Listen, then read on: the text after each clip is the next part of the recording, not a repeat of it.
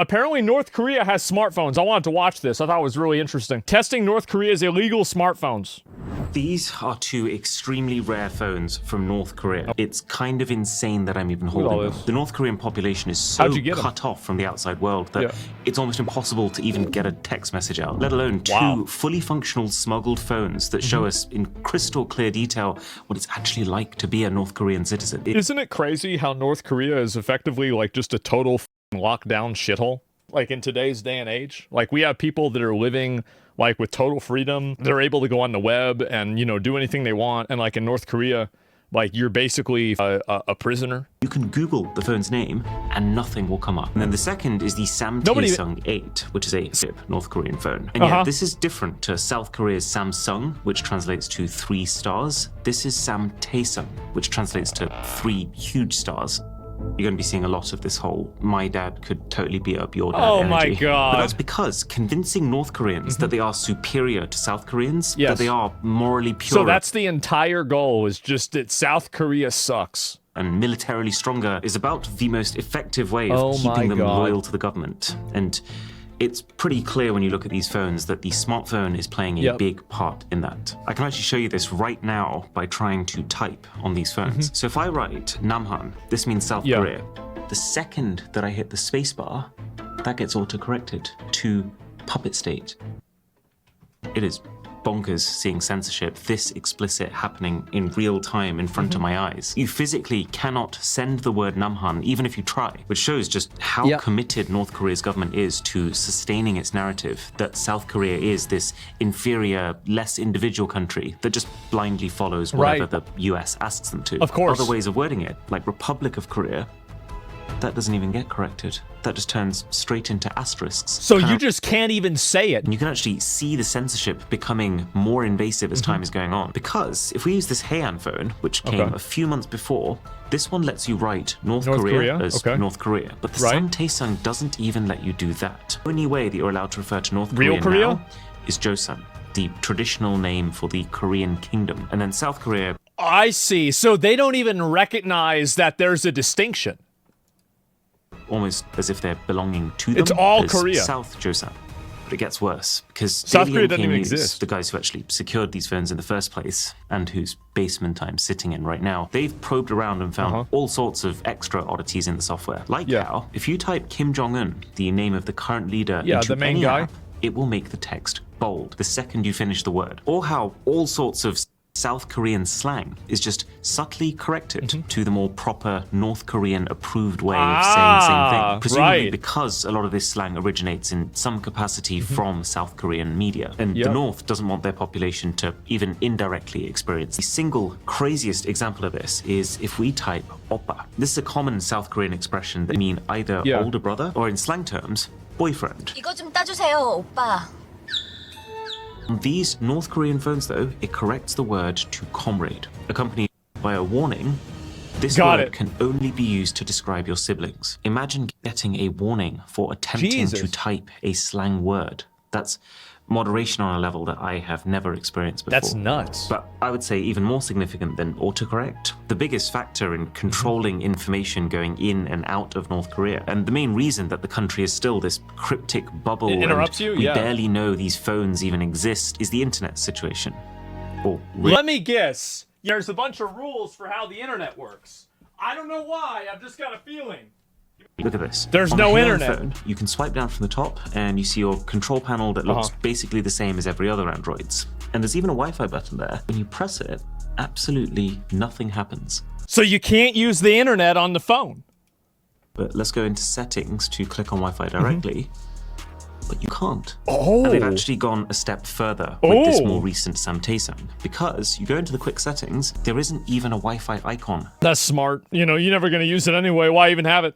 Doesn't even exist. The only way to get something that even resembles Wi-Fi is this. What's this? It's called Mirai, and it needs so many details from you, including your government ID and an authenticated North Korean physical SIM card, that it's pretty safe to assume everything you do while using it can be traced right back to you. Holy and even shit. with all of that, this still doesn't get you onto the internet. Oh, what a surprise. No way for a North Korean citizen Digital ID, to do that. yeah. All this can get you is access to a highly curated North Korean intranet, where you can look at specifically government-approved TV, news, propaganda, and apps. More on that in a bit. The key thing to know for now is it doesn't look like it would be a great experience. It itself tells you to expect speeds between 2 and 33 megabits per second. I imagine the way that North Korea's leaders are seeing this What a shithole. They know that the second they give their population access to the open World Wide Web, it's game over for being able to control the way they act and think. But then at the same time, they can't give the people nothing if they're trying to convince them that their country is truly superior to all others. Hence, this careful substitution of traditional Wi-Fi features. This Samtaesung is one of their modern flagship phones. It was released recently in 2023 in North Korea. It was priced pretty close to $1,000. It really looks like a mid-range Huawei phone from 2021. The way the camera module has an identical style and position. Even this incredibly unique Huawei-style cutout around the buttons and this red line in the middle of the power key is the same. When we traced it back, it does look like this phone was manufactured in China, just like Huawei phones. So I think that— So China makes these shitty fake phones for North Koreans? Oh my God. Two possible explanations. Jesus. Either this phone was actually secretly made by Huawei themselves and supplied to North Korea for them to add their software layer, or Samtaesung just decided, we like the look of that one, let's copy it. Because you're about to see this yourselves, but so much of the content on these phones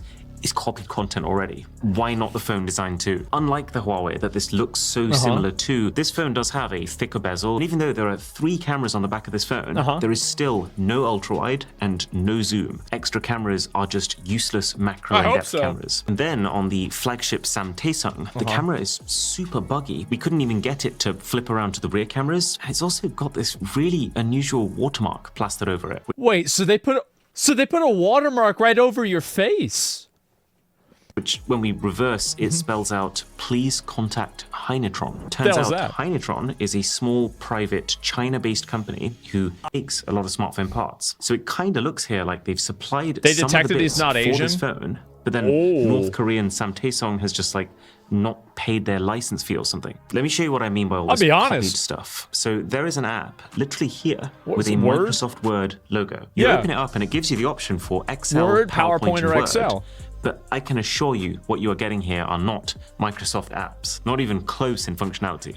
This is just Samsung Notes. A whole library of informational videos that you can buy as part of North Korea's informational internet. videos? Like this one, all about the football club Arsenal. And on the face of it, you're like, oh, this is really premium, how professionally produced. But look a little closer, and you can see this is actually ripped straight from an Amazon Prime series. There's games too, tons of them, but I just want to show you this football game for a second. The Asian players are missing. Like, you can select the team, Tottenham Hotspur, with all the correct roster as of 2022 when the game was launched. But with the only South Korean member of that team, Son Heung-min, not present. They just chopped him. Again, presumably to not show North Koreans that South Koreans have proper international athletic careers. In fact, just the general situation with apps in North Korea is so different to what you and I are used to. The first thing that jumps out is there's just so many of them. Like, have you ever seen this many apps pre-installed on a smartphone? There's maps with navigation too. It doesn't show a clear dividing line between North and South Korea, and also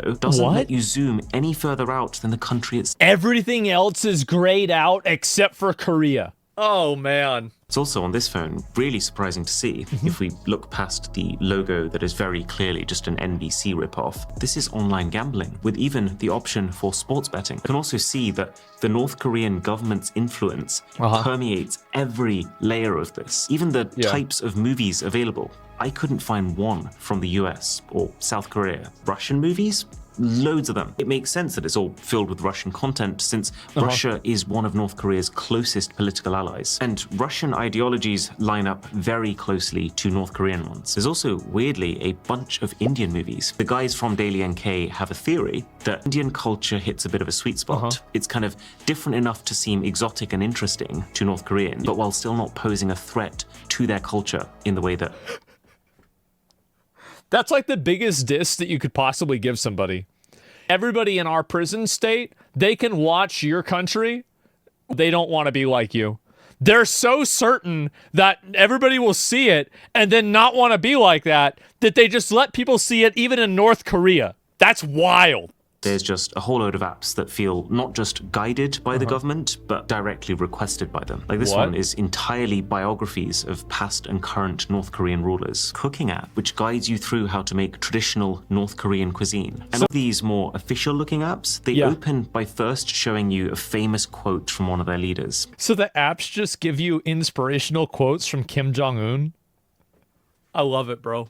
This is amazing. And then there's also just ton of games to play. Most of them feel pretty simple, with a big emphasis on offline play, because the internet situation in North Korea is so sketchy. Getting new apps is not as easy for North Koreans as it is for us. They have an app store. You can download apps on your own, but you can't open those apps until you've taken your phone to an in-person store where they will authorize them for use and download the necessary back-end data for them to function. And believe it or not, there's an extra wrinkle that comes with this. What is it? Your apps in North Korea expire. So this one here is telling me it's run out and is basically asking if I want to pay for 6 months or for 12 months for... So you have to pay money just to have an app on your phone?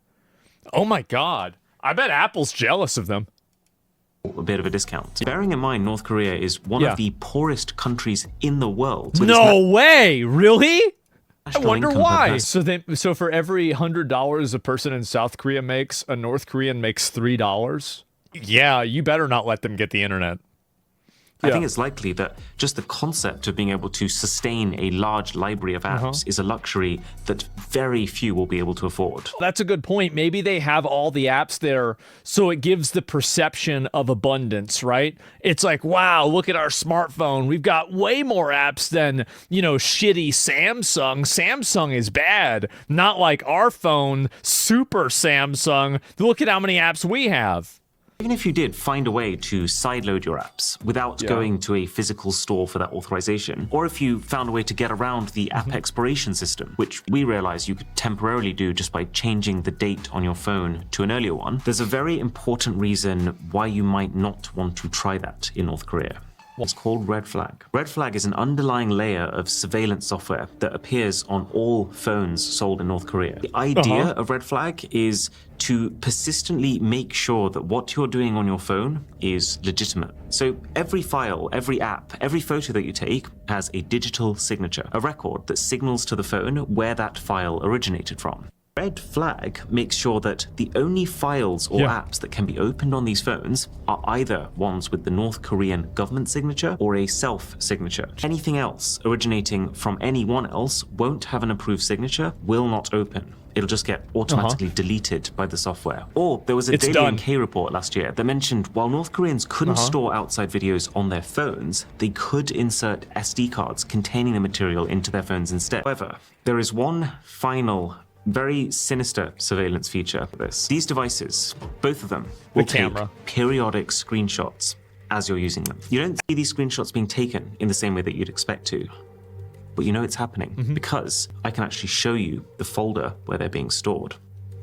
I can see this has actually been taking screenshots today while I've been recording this video. The frequency of the shots seems to vary, but it's many times per day. And the most alarming part of it is all you can do is look. You can't click on them, you can't check them, you can't delete them. Now, based on accounts from people who've escaped, this is a country which, since at least 2020, has had a law that spells out distributing and even just watching South Korean entertainment is punishable by death. So it really feels like every part of these devices, from the words you're allowed to type to the videos you're allowed to watch, are designed to reinforce a single narrative. North Korea is superior, foreign influence is dangerous, and everything you do is being watched.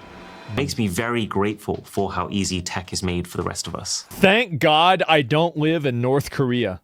Holy shit, that is insane. Like, and they even have a surveillance program on there that screenshots everything that you do multiple seconds. Here, I'll link you guys the video. This is really good. I didn't even know they had smartphones over there.